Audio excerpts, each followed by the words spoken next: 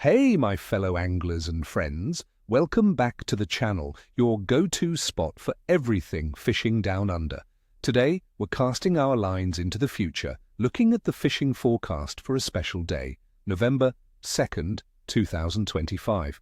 I know what you're thinking a year away, mate, but trust me, understanding these long-term trends and seasonal patterns is key to becoming a true expert on the water.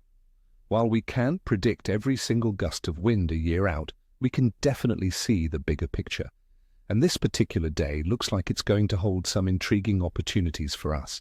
This is the kind of day that rewards preparation and a keen eye for those subtle changes. So, stick with me, because I'm going to share some insights that will make your future fishing trips much more successful. First up, let's talk about our beloved bream. November, in general, sees bream becoming more active as the water warms up. On November 2nd, with the water temperatures comfortably rising into the late 60s and early 70s degrees Fahrenheit along the eastern coast, you'll want to focus on structure. Think submerged snags, jetties, bridge pylons, and rocky outcrops in estuaries and harbors. The bream will be foraging, so a light to medium spinning outfit with a 2 to 4 kilogram line class is perfect. For baits, try fresh peeled prawns, nippers, or even a small strip of fresh mullet. A little trick from my experience: use a paternoster rig with a small sinker to keep your bait close to the bottom but allow it to waft naturally in the current. Look for those early morning or late afternoon bites when they're most confident. Next, the ever-popular flathead. These ambush predators will also be on the move as the waters warm, setting up in prime feeding positions.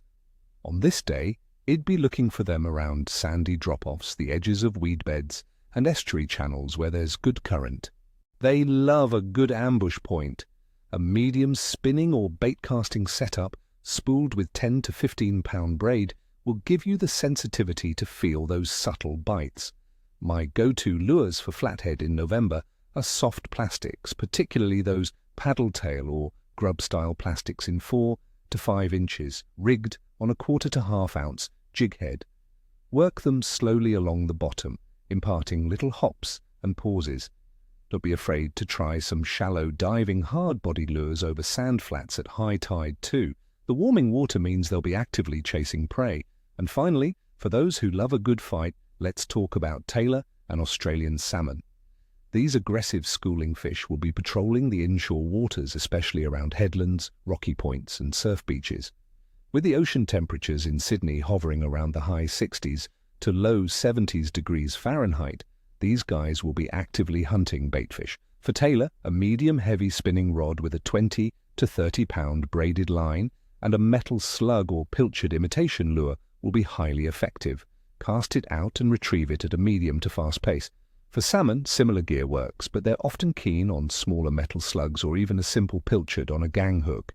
Keep an eye out for schooling baitfish or diving birds. That's often your telltale sign that these predators are close by. Early mornings and late afternoons, especially around tide changes, are prime times.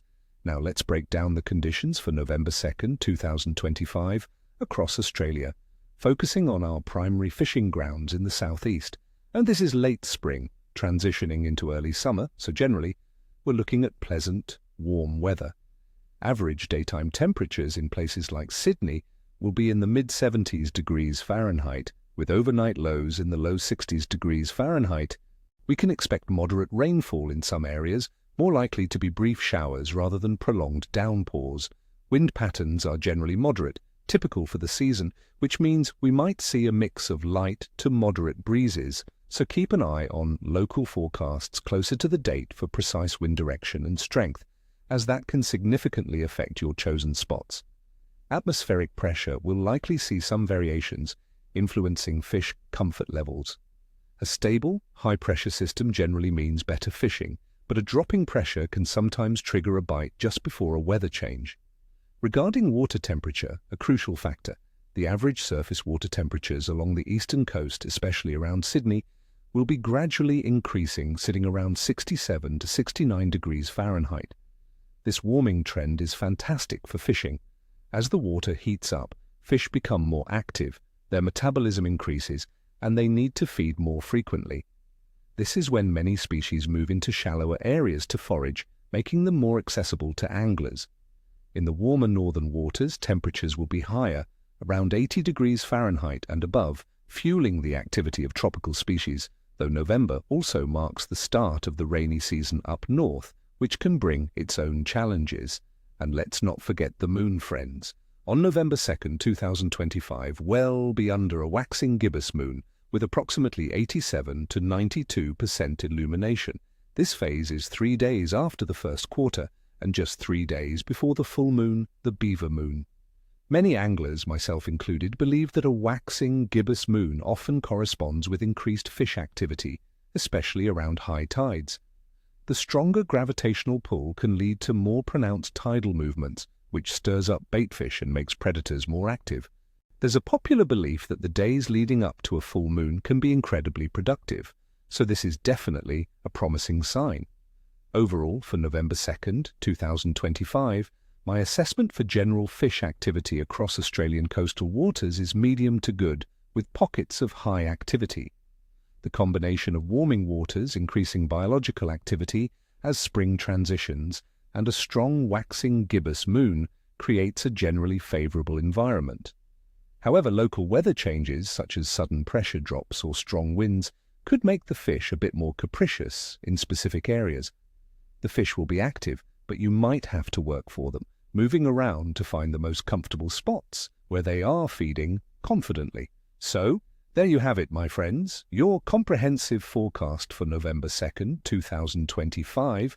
I'm feeling good about this one, and with these tips in your arsenal, you'll be well prepared to hit the water and make the most of it. Remember, fishing is all about learning, adapting, and enjoying the great outdoors. I wish you all tight lines and nippers and tails. May your reels scream and your coolers be full. Don't forget to hit that like button if you found this forecast helpful, subscribe for more expert fishing advice, and ring that notification bell so you never miss out. And tell me in the comments below, what's your favorite species to target in November? And what's your secret weapon, bait or lure? I love hearing your stories and tips. Until next time, stay safe, stay fishing, and I'll catch you on the next one.